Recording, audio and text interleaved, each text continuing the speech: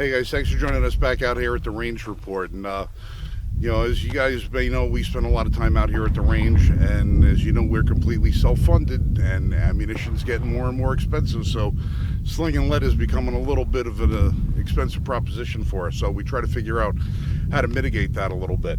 And one of our favorite rifles that we like to bring out to the range is our Ironhorse Rifle. You guys probably remember this as being introduced a couple of years ago. This is the thumb actuated AR. This is a long distance performance precision rifle made by Ironhorse Manufacturing. This is chambered in 223 Wild. So, 223, 5.56, you have all the fun you want. But that's going to get a little expensive. So in trying to figure out how to mitigate some of that, we decided that we would check out a CMMG bolt conversion kit to turn this into a 22. So for about $200, we picked up the bolt conversion kit. And to my surprise, I thought the package contained one magazine, one 30-round magazine. It actually contains three 30-round magazines. So, we said for what it's going to cost to go out and buy another, rifle to train with, maybe $200 isn't such a bad investment. Take an existing rifle that you have, something that you're familiar with, and you can plink and train, and for 1/10 the cost otherwise. So we threw this in here, and we're gonna run a few shots with it and see how well this performs. And we're gonna stack this up against the Smith and Wesson 15-22, which is a dedicated AR-15 in 22 caliber. And we're gonna see if there's any pros or cons. Now those run around $375. Now this one, we got a Vortex strike fire on this one. That one that we picked up came with is a manager's special that has another Vortex sight on it too, so that was like $425 altogether. Still a damn good bargain for what you're getting, but only a bargain if they work. So the CMMG 22 conversion, we're going to run some rounds and see how it does. So I'm going to put the ears on, we're going to get to shooting. It is worth noting that on the CMMG there is no bolt hold open on the last shot, and you can't use the rifle to hold it open. So when the bolt is closed, you either got one in the chamber or it's empty. It's up to you to figure out which is which and to do it safely. So we're gonna load up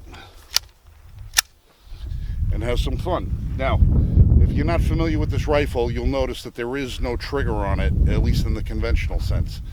Thumb operated.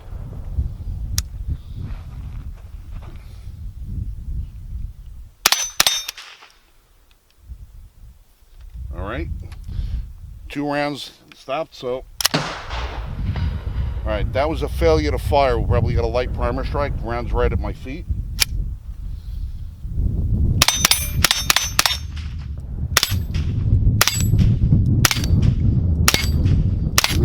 Not enough gusto to knock off the wheels off the Texas Star. And we got one more failure to fire.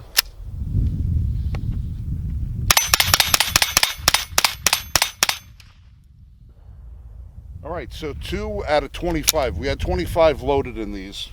Now you notice it does hold open when the magazine is empty, but once you take the mag out, then she closes right up. But that was 25 rounds. 2 didn't go off. Not bad. Run another 25 through, see how it does. All right, so we're back again. Gonna put another 25 in it and see how it does. So far, I'm pretty impressed with how well it's working. The first time that we tried this, it was just out of the package. We just had a little bit of lube on it, and we were having a few more difficulties with it, but I think as we're breaking it in, it's starting to loosen up a little bit.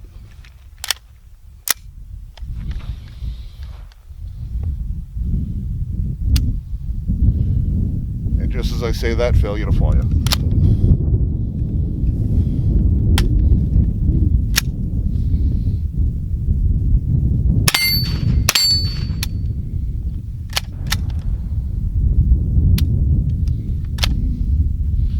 All right, now we've got a double feed. I'm going to bring this in. You can take a look. We got one in the chamber, one is crossed up, so we're going to drop the mag and we're going to clear this out, and we'll be right back. All right, so we cleared the double feed.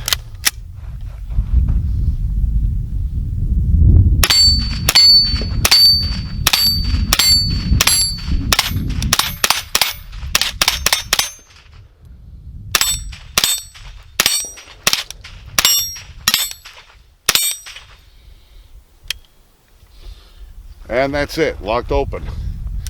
All right, so we've had a couple of little hiccups with it, but considering if you already own an AR platform, you just spent $200 to give yourself a little bit more variety on a platform not designed for it.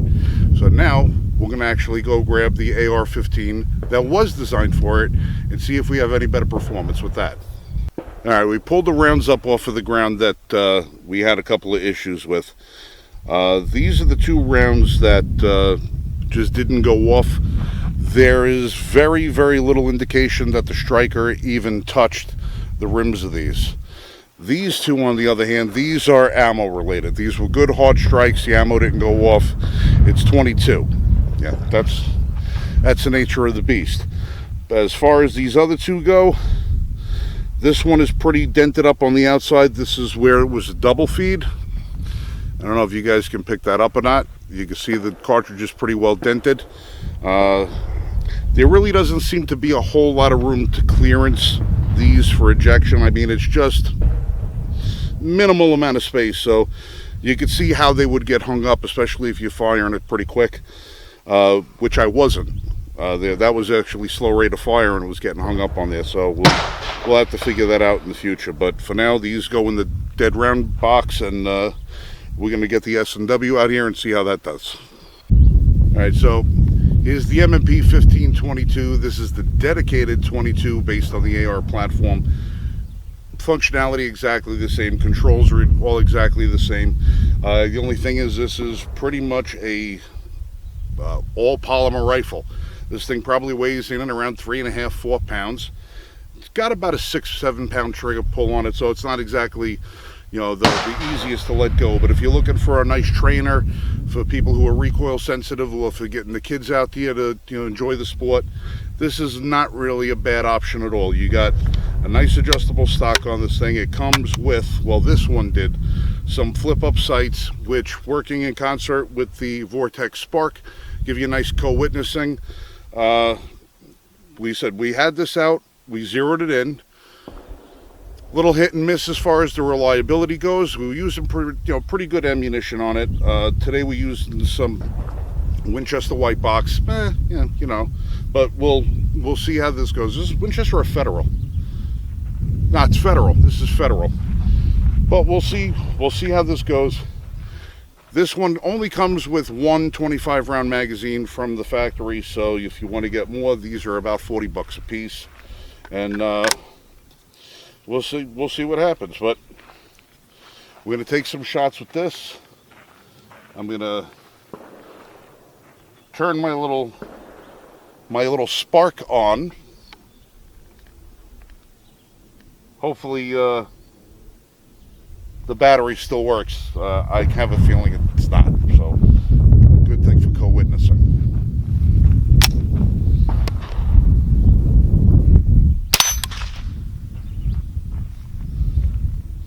All right, first shot. We have a failure to feed.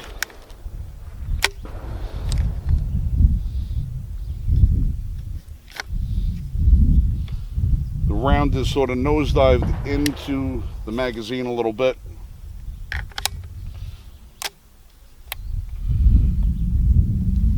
Straightened it out, did not get into battery. So we're going to pull that out. Clear that one. Now, they're 25 round magazines. I got a feeling 25 rounds might be a little too much pressure on that spring in there. So the next magazine, we're going to knock 5 out and just go with 20.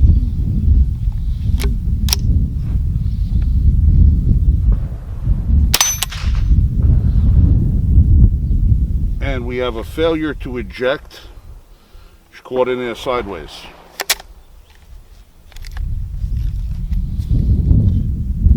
And kicked another round with it and fed another round.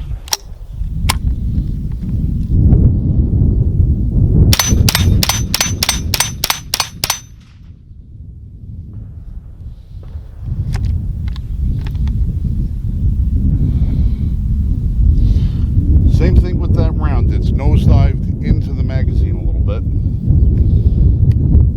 Yeah, she's not even catching. You can see it's it's nosedived in. Now if I hit this with my finger,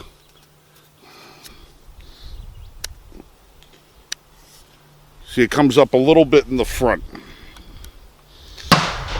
It's not doing it. I have a feeling that these feed lips on the front of this thing may be a little too tight, but we're going to try and get through the rest of this magazine.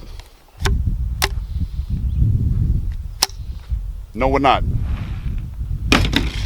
That magazine's giving me problems, so.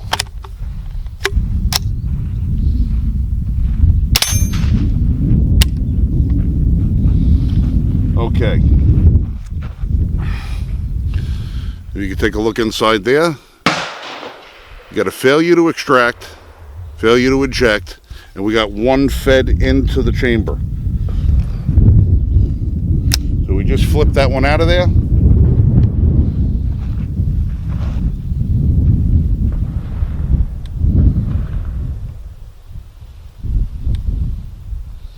Alright, it's a dead trigger. Apparently when it picked up that next round, it did not go all the way back to cycle.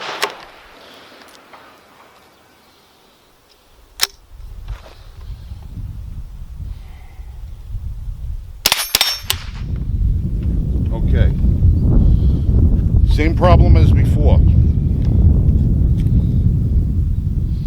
Well, spent round, caught up, dead trigger. So apparently when this is coming back to pick up the next round, it's not really going back far enough to eject the round, but far enough to pick the next one up, but also not far enough to reset itself.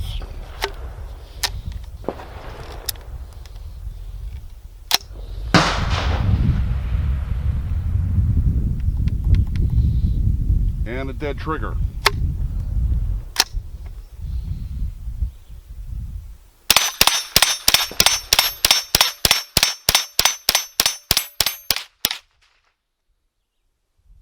Alright, so 18 rounds out of the 25 went off pretty well.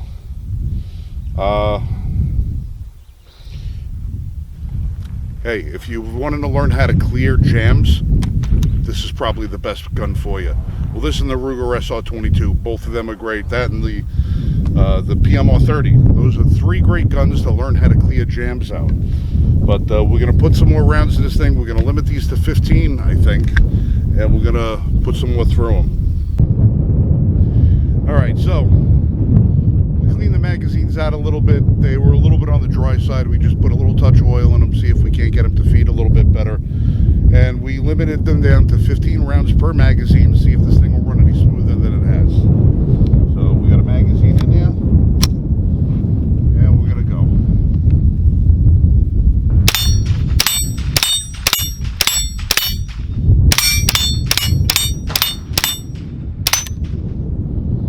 Alright, we got one failure to extract. Now, on the failure to extract, it's got a round in the chamber. Whether or not that it went back and was enough to cycle and reset the trigger, I don't know yet, so we'll try. No, it didn't reset it. So apparently, there are times it's going to pick up the next round, but it's not going to get, it's not going to be charged. So, checked it. And that was that one. We'll try another 15 rounder and see how it goes.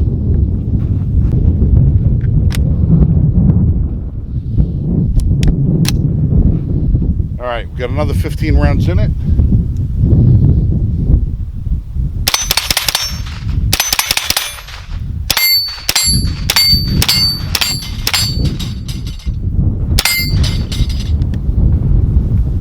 Ran out of ammo before I put the last plate down. Well, that 15 ran flawlessly.